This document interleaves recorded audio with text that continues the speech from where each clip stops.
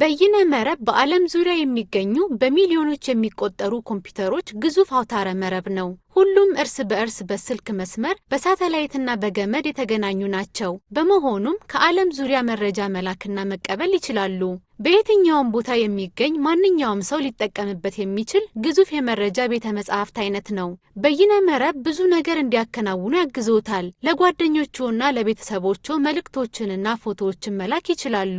በይነ መረብን በመጠቀም ከነሱ ጋር መነጋገርም ጭምር ይችላሉ። ሙዚቃ መስማት፣ ቪዲዮዎችን ማየት፣ ዕቃዎችን መግዛትና መሸጥ እንዲሁም ገንዘብ ማስተላለፍ ይችላሉ። እንዲሁም በይነ መረብ የራስዎን ንግድ መጀመር የመሳሰሉ አዳዲስ ክህሎቶችን ለመማር ያግዛል። በስልክዎ ላይ የስልክ በይነ መረብ ለማግኘት ከፈለጉ ልክ እንደ አነስተኛ ኮምፒውተር የሚያገለግለው ስማርት ስልክ አለበለዚያም መደበኛ ስልክ ያስፈልገዎታል። መደበኛ ስልክ ከስማርት ስልክ ያነሱ ባህሪያት አሉት። ነገር ግን እሱም ቢሆን ሙዚቃ እንዲያጫውቱ፣ ፎቶ እንዲያነሱና እንደ ጉግል ክሮም፣ ኦፔራ ወይም ፋየርፎክስ በመሰሉ የድረ አሳሽ ተብለው በሚጠሩ ነገሮች በመጠቀም የስልክ በይነ መረብ እንዲያገኙ ይፈቅድልዎታል። የስልክ በይነ መረብን በመጠቀም በርካታ የተለያዩ የበይነ መረብ አገልግሎቶችን ማግኘት ይችላሉ።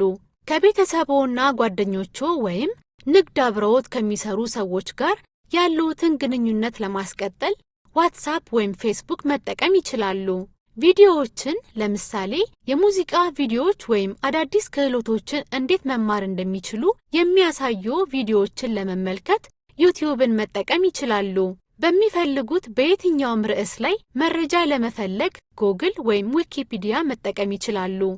በይነ መረብን ሊጠቀሙባቸው የሚችሉባቸው በርካታ ምርጥ ነገሮች አሉ። ነገር ግን ማንኛውም ሰው ሊጠቀምበት እንደሚችል ማስታወስ ጠቃሚ ነው። ስለዚህ በይነ መረብን እንደ እውነተኛ የሕዝብ መገናኛ ቦታ ማየት ተመራጭ ነው። ስለሆነም ከማን ጋር እንደሚነጋገሩና ምን እንደሚነጋገሩ ይጠንቀቁ። ይህ ደህንነትዎን እንደጠበቁ እንዲቆዩ ያግዞታል። የማያውቁት ሰው በበይነ መረብ አማካኝነት እርስዎን ለመገናኘት ከሞከረ ወይም የሆነ ሰው እያስቸገረዎት ከሆነ ለምሳሌ ዋትስአፕ ላይ እነሱን ችላ ማለት ወይም ማገድ ይችላሉ። የግል መረጃውን ለግሎ ማቆየትዎን ማረጋገጥ አለብዎት። ለማያውቁት ሰው ስምዎን፣ አድራሻውን ወይም ሌሎች ዝርዝሮችን አያጋሩ። በበይነ መረብ ላይ ስላዩት ወይም ስላጋጠሙት ማንኛውም ነገር ምቾት ካልተሰማው ለሚያውቁትና ለሚያምኑት ሰው ይናገሩ። እንዲሁም በበይነ መረብ ላይ በሚገናኙበት ጊዜ ትህትናና አክብሮት ለማሳየት አይዘንጉ። በስልክዎ ላይ በይነ መረብን የሚጠቀሙ ከሆነ ከስልክ አገልግሎት አቅራቢያው የአየር ሰዓት መግዛት ይኖርብዎታል። በበይነ መረብ ላይ የተለያዩ እንቅስቃሴዎች የተለያዩ የአየር ሰዓት መጠኖችን ይጠቀማሉ።